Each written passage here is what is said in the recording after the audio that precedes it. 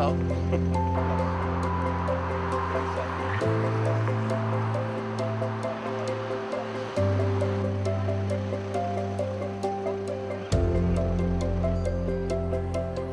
So we are in a nice Greek bookstore. My favorite places.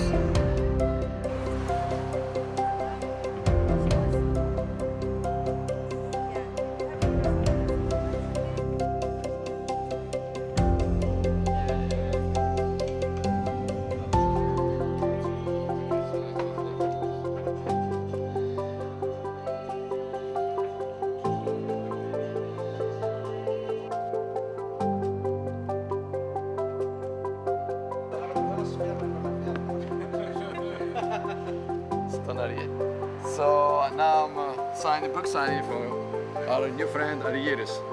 Thank you very much. I will write, of course, in Greek.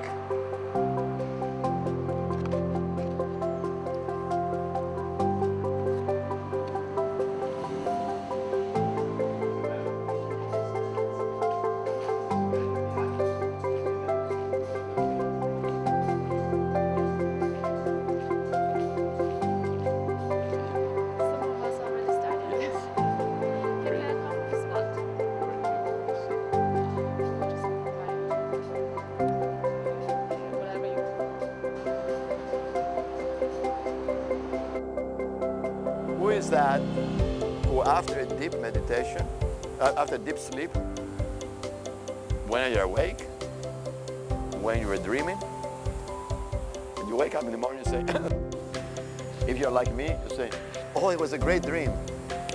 It's gone, right?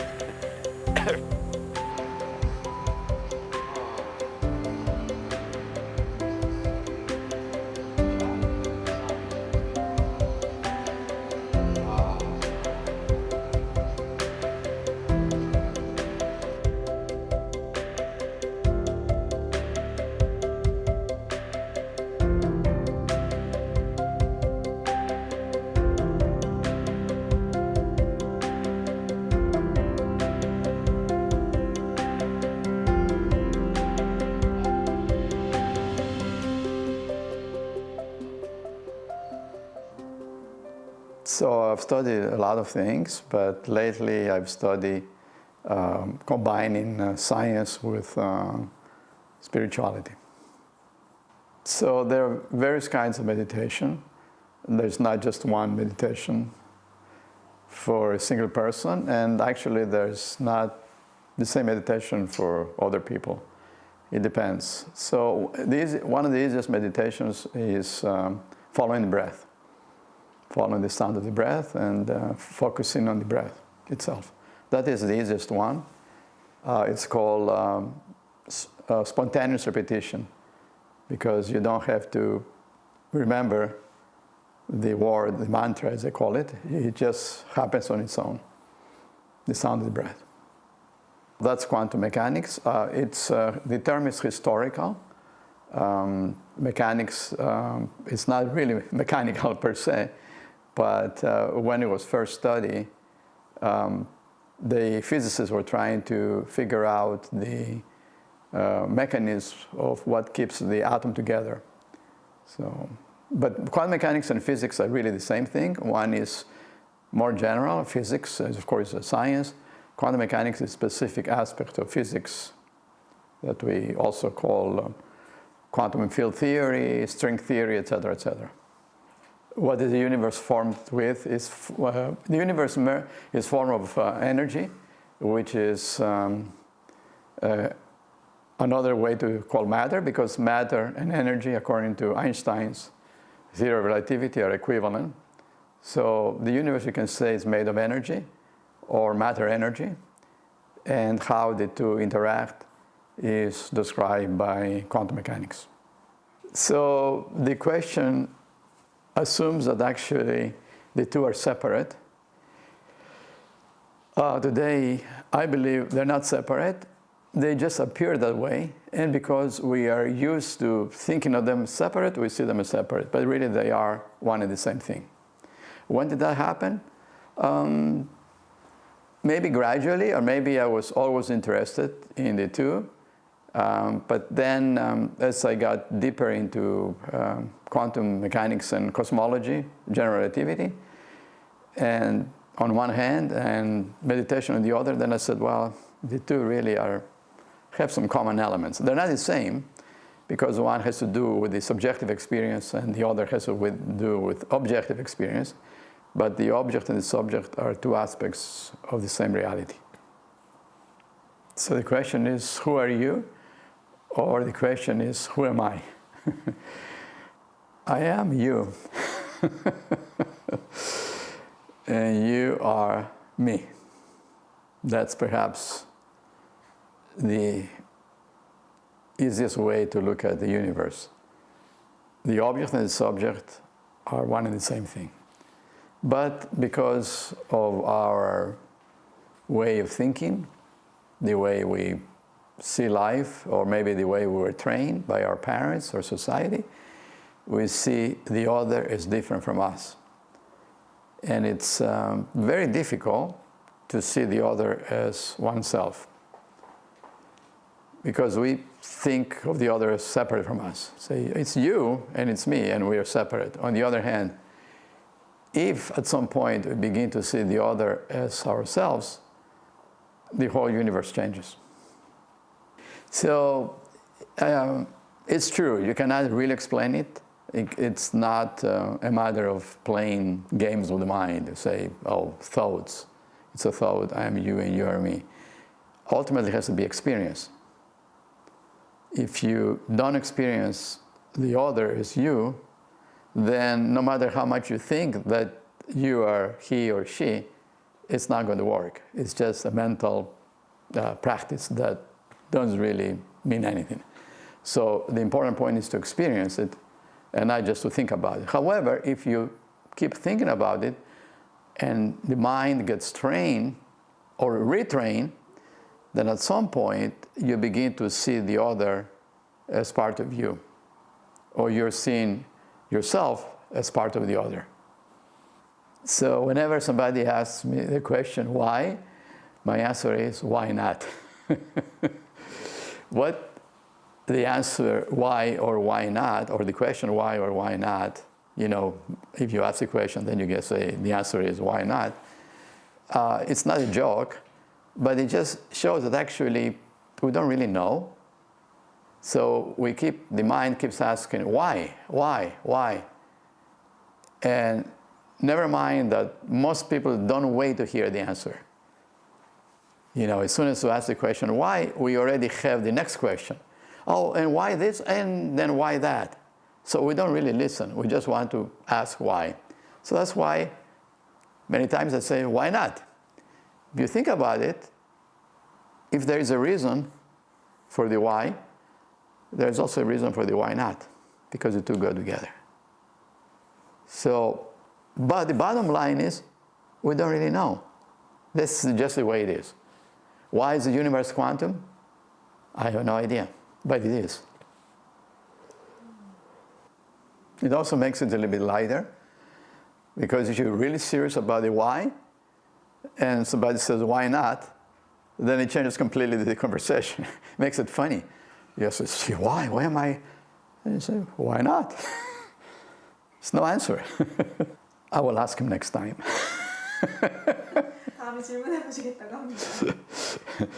Well, we don't really know what God thinks. We don't even know what we think. We think we know what we think, but where do the thoughts come from? And why a particular thought comes into our minds? And then it goes. If we could answer that question, maybe we would answer the question, who am I? But as we contemplate more and more what we see around us, at some point we begin to realize that we don't really know anything. We think we know, but we don't really know anything. And once you accept that you don't really know anything, then a big weight has been lifted from your back. Because before, you had to pretend that you know. You have to say, oh, I know, I'm a professor, I'm a wise person, I'm a knowledge person, I am a book author, I know. But deep inside, we don't really know anything. And at some point, say, you know, I don't know anything. Children, when they're very young, right, they don't pretend to know. They just giggle and they just have fun. At some point, children become very ego-oriented and they say, I know, and you don't know. And then we carry that way of thinking, the childhood way of thinking, when we become adults. So when we're adults, we really act like children, aren't we? You know, we keep fighting and say, oh, I know more than you do. No, you know more than... So we go back and forth. And this is the foundation of modern society, which makes it really funny and at some point not working very well. That question always comes up.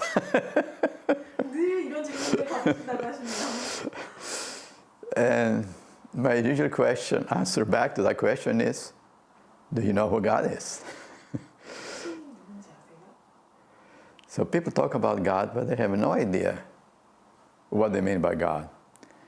And also people talking about ourselves, which is really perhaps closer to what we would like to know. And we realize that we don't know who we are either. So let's try to understand first ourselves, or know ourselves first, and then we can ask, do you know God? However, people don't want to know themselves, so they say, oh, I want to know God, or God told me this, or God did this. Do you know yourself? If you know yourself, then maybe you can begin to ask the question, who God is, what is He or she, and how big or how small He is, and all these other interesting questions about religion. Good question. The first thing is to make a decision that you want to know yourself. You have to say, okay, I want to know myself. And then what are you going to do about it? You say, just because you say, I want to know myself, it's not going to happen, right? You can keep saying, I want to know myself, I want to know myself, I want to know myself, but nothing's going to happen. You're just going to be talking like a bird, like a parrot, the same thing over and over again. So you have to make the effort. The great philosopher Socrates of ancient Greece said, one thing I know is that I don't know anything. One thing I know is I don't know anything. But then he also said, make an effort to know yourself.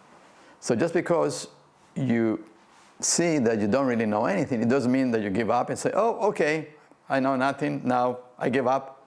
Let me go and have fun. And have fun, but ask the question, who am I? I want to know myself. Doesn't mean that you're going to know yourself as a thought, or as a theory, or as a philosophy system, or as a way of thinking. Because when we say know yourself, what it really means is experience who you really are. Experience who you are. Don't just go with the mind. So going back to the question of God, we usually give attributes of God. We say he or she is infinite, all knowledge, all goodness, etc., etc. But how do we know? Have we experienced that being that we call God? If we experience that being that we call God, then the picture changes completely. Then you don't say, I want to know God. You say, I want to be part of God. Or I want to do the will of God, rather than know God as an external object.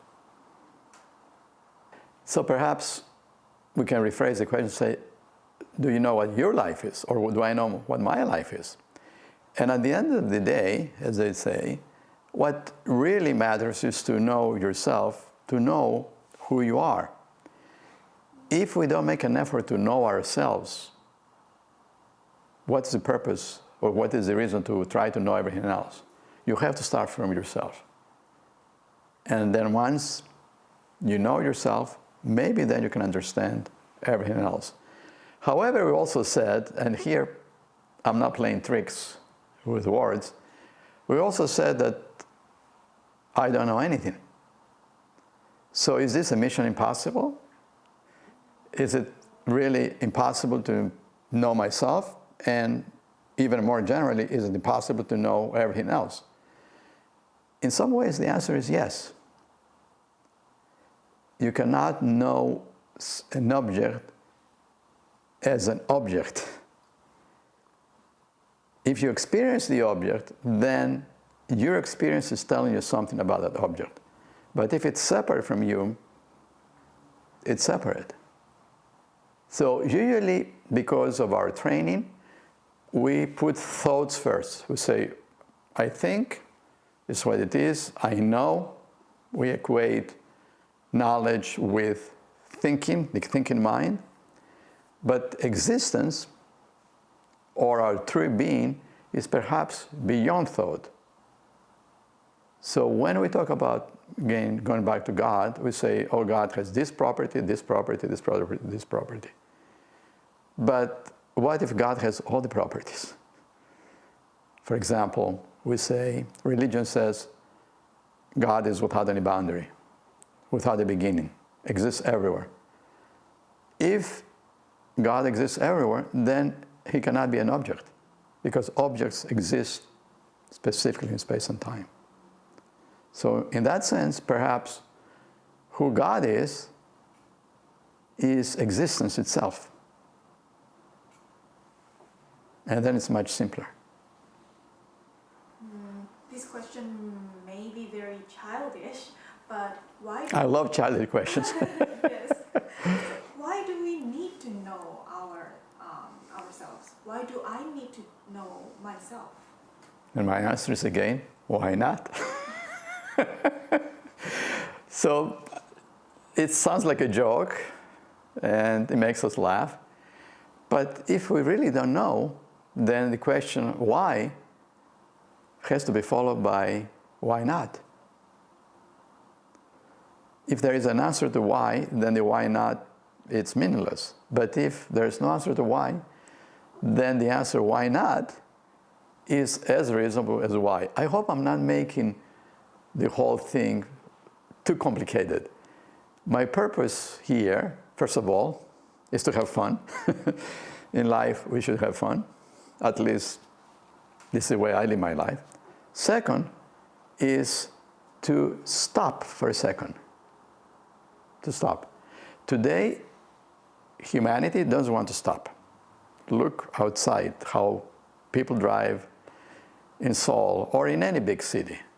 We are running. You say, where are you going? Where are you running? Always running. By running, do we stop time? No. We actually run out of breath. We run faster and faster. Like the little mouse that's inside the wheel. It keeps running around and around and around, and it tries to stop, but it's in the wheel, it keeps running. And maybe at some point the poor thing drops dead. Actually, in our case, we keep running, and one day we drop dead. And then everybody around us starts crying. Say, oh, you're such a great human being. Oh, we miss him. Oh, this and that. Did you stop any time to really communicate with that person? And then that person is gone, and they say, oh my God, what happened? So besides having fun, my purpose here is to say to myself, first of all, stop for a second. Think what you ask. If you keep asking questions like why, then the answer why not is a good answer. Slow down, stop, then ask your question. That comes really from deep inside, and you want to know rather than just the mind chatting like we chat, right? We go out, have fun, tea or drinks with our friends, and we chat. And at the end of the day, what happens? Most of the time, actually, we're drained of energy because talking so much takes energy away.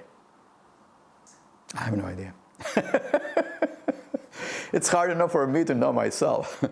I don't really know how many people know themselves. However,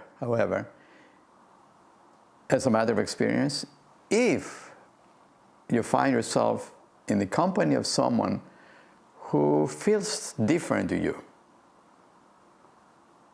and you get some sense, this person, I believe, knows himself or herself. Maybe that thought is valid, but you don't really know for sure. The only thing you can know from the point of view of experience is yourself, but not with the mind, because being or existence is beyond the mind. So we try to capture existence with a thought. It is truly mission impossible. Can't do it. So then we say, oh, we're going to form a theory. We're going to write a mathematical formula. But all we're doing is just playing games. We're playing games. Because existence cannot be thought. It can only be experienced. Get to the bottom of that question.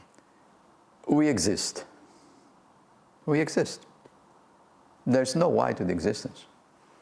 Can you say, why do I exist? You exist. You can say, why am I wearing these clothes? Or why am I wearing glasses? Or why do I like hot water? Or why do I like cold water? Okay, those are valid questions. Why am I wearing a watch, which is not a digital watch, and maybe I should wear a digital watch? These are why questions that have to do with objects. But when we ask ourselves about existence, why, there's no why. We just exist. People keep saying, what is the real nature of the universe? And maybe the answer is no idea. We have no idea what it is. However, as Socrates said, make an effort to know yourself. Even though you know from the beginning, you cannot know it with a thought. You cannot capture being with a thought. You cannot put it in a thought. It is like you're walking, the sun is in front of you, the shadow is behind you, right? And you're trying to get rid of the shadow. You can't, because the sun is over there. So the breath keeps going by itself. We don't really have to do much unless we're really foolish and we try to stop our breath like this, okay? Unless you want to commit suicide, you're not going to do that, right? You're not going to run out of air. So the breath keeps going by itself. But we don't pay attention to it. Why? Because it keeps going by itself. We take it for granted. I know this sounds too common, people say it all the time, but it is like a fish inside the water, inside the ocean. The fish doesn't really know that inside the water, it's just inside the water. If you ask the fish, hey, why are you in the water? And you're not in the air. If the fish is intelligent, it's going to say, I don't know what air is. All I know is this. Say, well, the air is out there. It has something like the sun and the moon, and there are some beings that are called human beings, and they have boats. If the fish has not experienced any of that, it's going to go, I have no idea what you're talking about. All I am is a fish inside the water. And by the way, I don't even know why you call this water. It's just, I'm there all the time. Why you call it water? It's just what it is. So the same way with our breath. We don't pay attention to it because it goes on automatically. So here's a why question. Then why is it important to pay attention to the breath? Because it relaxes us, because it really puts us in a state of calm mind. And the biggest problem in today's society is our minds are not calm. That is a big problem. People go crazy with their minds. They say, I cannot control my mind. Yeah, you cannot control your mind. Good luck. You cannot control your mind.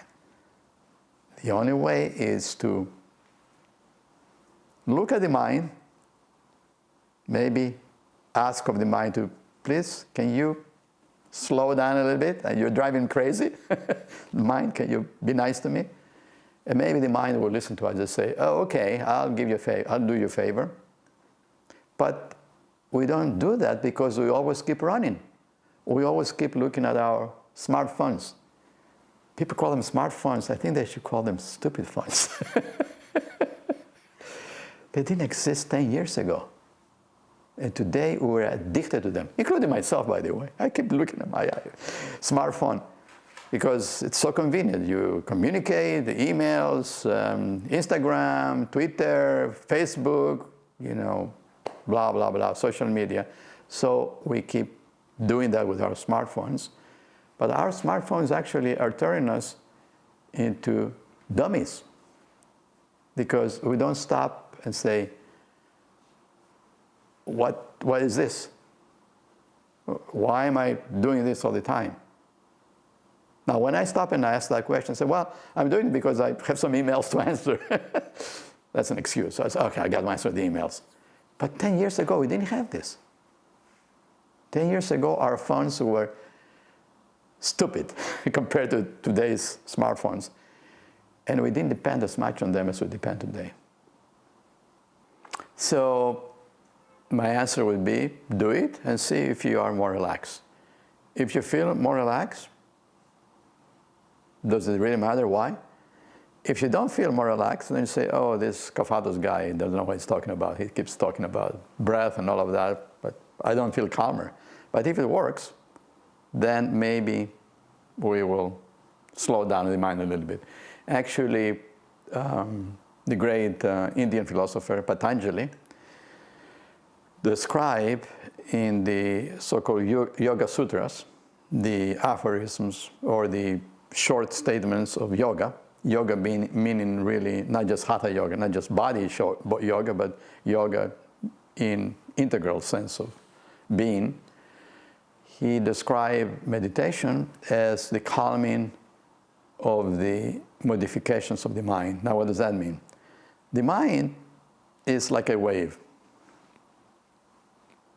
Keeps going on. And because the mind keeps going like that, it's like the surface of Han River. If there's a wind, you can't see below the surface because the waves are vibrating. But if the wind stops and the surface of Han River becomes very calm, then you can see very deep. So meditation is nothing than calming the ups and downs of the mind. When the ups and downs of the mind become equilibrium, or they stop to the minimum point, then what we experience is who we are. And then you may say, what is that? My answer is, do it. And then you will know. So you can think of it as a wave. A wave, let's say an ocean wave, has a peak and it has a bottom, right? Peak, bottom. The same way our breath has a peak out and then has a bottom going in. So you can experience your breath as up and down, up and down. Actually, when you pay attention to it, it's not in a straight line, but it's more like a circle. It goes like this all the time. And it's the same thing as a pendulum. Back and forth, back and forth.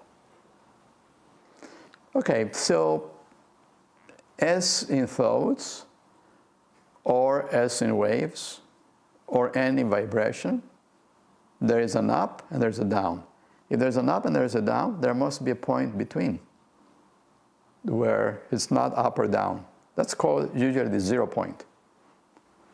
The 0 point for the breath is at the center of our chest. You can find it, by the way. You can't just open the chest and say, oh, there it is. It's not going to be a physical thing. It's a mental thing. You concentrate on your breath comes in, and then you see it goes somewhere in here. We don't know. It's an experience. And then it goes out. So then you begin to focus on that point between the in-breath and the out-breath, or the out-breath and the in-breath. The point between the in-breath and the out-breath is here. The point between the out-breath and the in-breath is here. So, see? like this. Now, the question is a funny question. A question that only a child would ask, or maybe a very wise person. Which came first, the in-breath or the out-breath?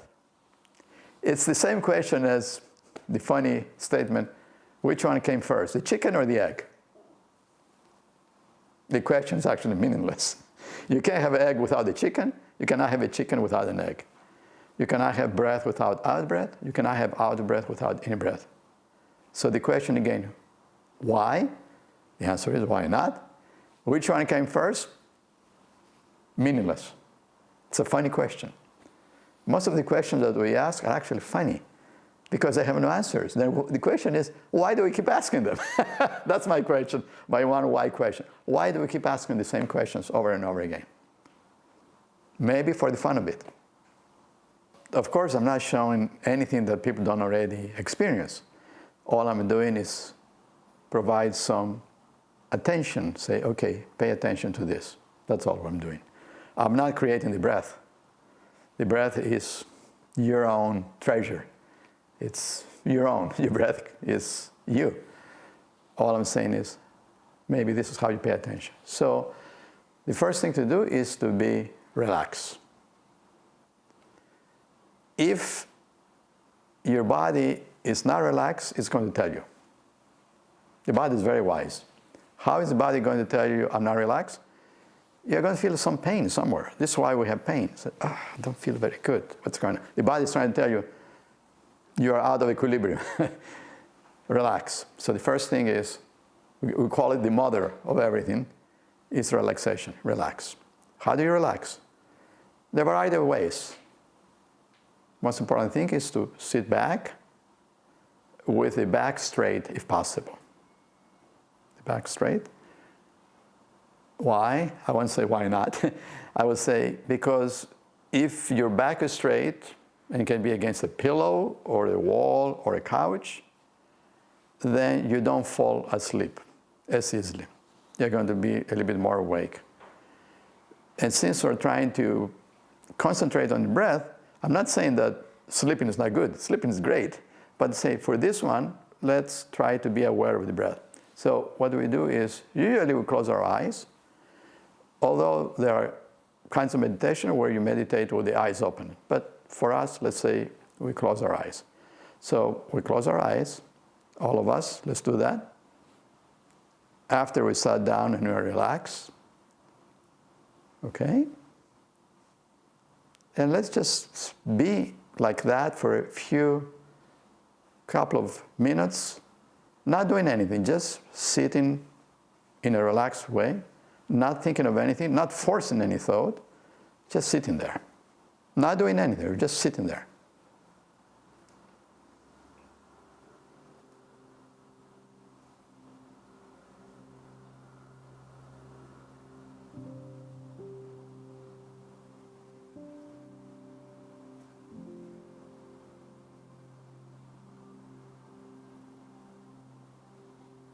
And now, as you sit on your seat or on the floor, if there is some uneasiness in the body, if the body is trying to tell you something, just move. Just because you're sitting a certain way, don't keep sitting the same way because that's the way you're sitting.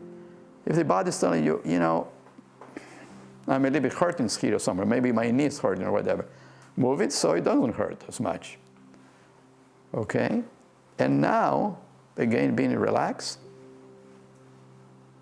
just pay attention to your breath. What does that mean? It just means be aware of your breath. Again, you don't really have to do anything. The breath keeps going by itself. By paying attention to your breath, you are not saying, oh, okay, I'm making my breath go. Your breath goes anyway. All you're doing is pay attention to your breath. Be aware of your breath. Just be aware of your breath. Notice it. Notice how the breath comes in. Momentarily, it stops for a fraction of a second. You don't really know how long it is, but it just seems to stop for a little bit, and then it becomes the out breath. It goes out, stops for a little bit, and then comes back in. In and out, in and out. So you relax, you follow your breath. And as I just said, you actually pay attention to the point between the two breaths, the in-breath and the out-breath. You pay attention at that point. Just notice it. Don't do anything with it. Just notice it. Actually, you can't do anything with it anyway. Just notice that it exists inside you. Or notice that actually also exists outside you. So the in and in out keep going back and forth. Again, you don't have to do anything. Your breath does its own thing. Now, let's do something a little bit more. In this case, we actively try as much as we can to make the out-breath the same length of time as the in-breath. But don't gasp for air. Don't say, oh, I need to breathe.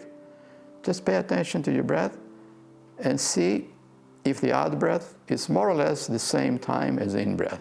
Maybe it's a second, maybe it's 2 seconds.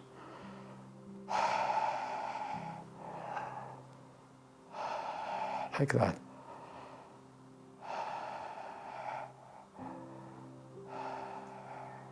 Actually, your breath makes its own sound, but now you begin to notice the sound of your own breath. And notice that your breath and the out-breath, the in-breath and the out-breath, are more or less the same time, the same length, maybe 2 seconds, maybe 1.5 seconds. Don't worry too much about it. Just try to make the in-breath as long as the out-breath. And while that is happening, pay attention to the points between the breath. And third element, pay attention to the sound of your breath. I will exaggerate. So maybe it's like,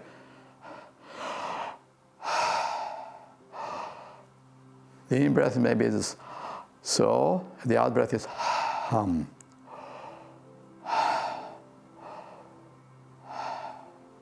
I'm exaggerating. But you notice that your breath makes a certain sound.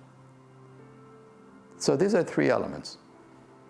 The length of your breath compared to the length of the out-breath, in-breath, out-breath, the point between the breaths, and the sound of the breath.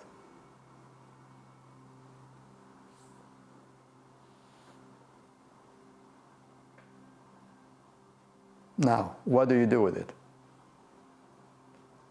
I suggest that every day you sit down for 10 minutes and you pay attention to your breath in this way, the 3 aspects of the breath.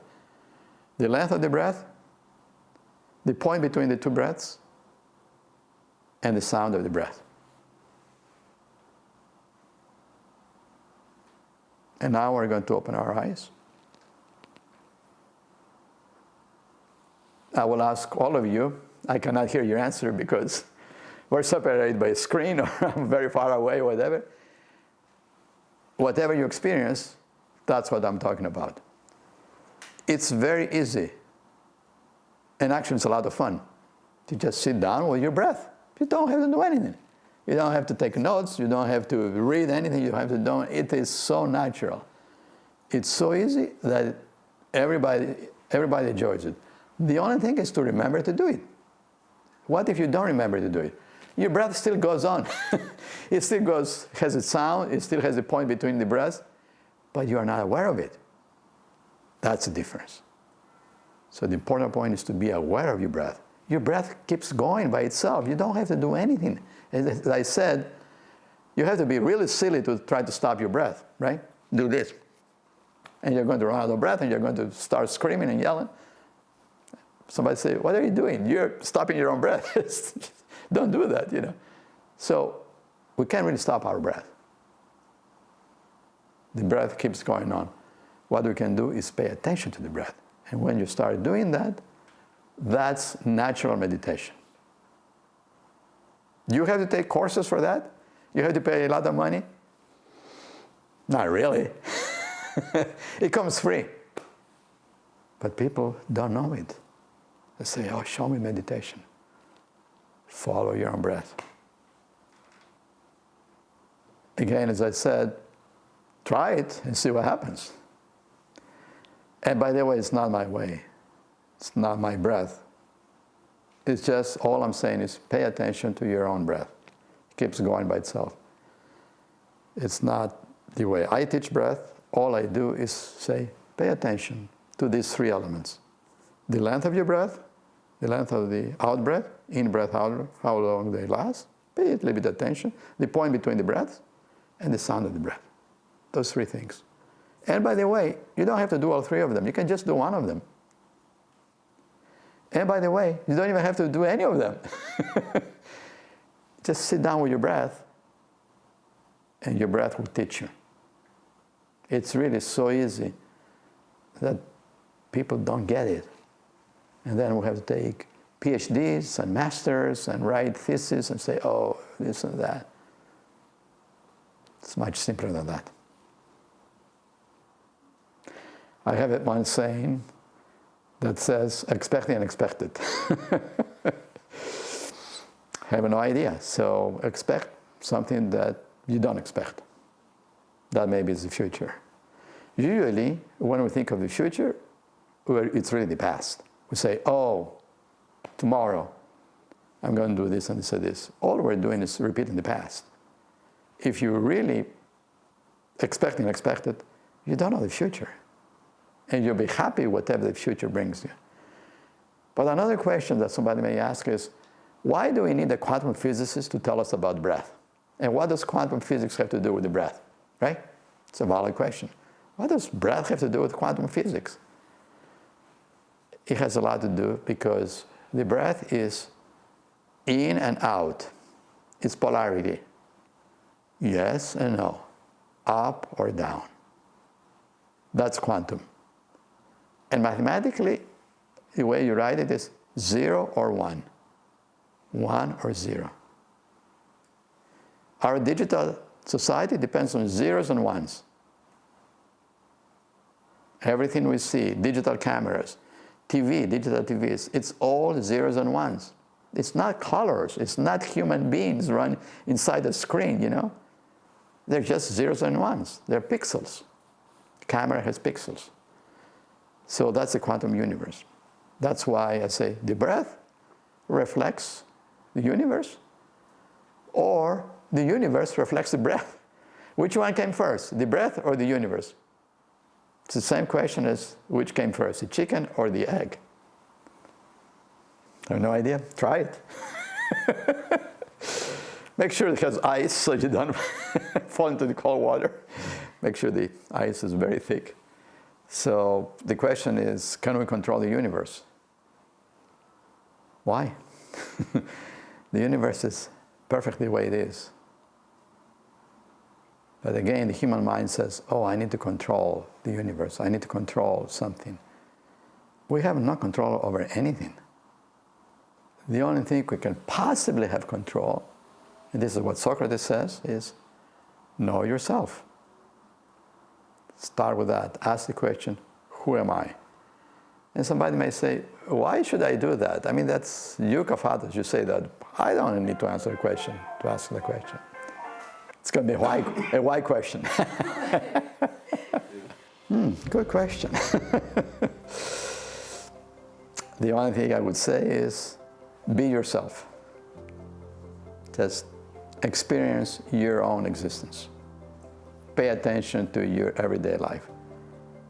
And don't run all the time like a crazy person. Ask yourself, why am I running? And you don't have to follow any of these things I'm saying. Follow perhaps your own breath. Your own breath will be your best teacher. Not Kafatos, not somebody else. Your own breath will teach you. It will teach you yoga. It will teach you quantum mechanics. It will teach you the mystery of 0 and 1. It will teach you the digital aspects of the universe. The breath can do all of these things. You have to pay attention to it. 감사합니다.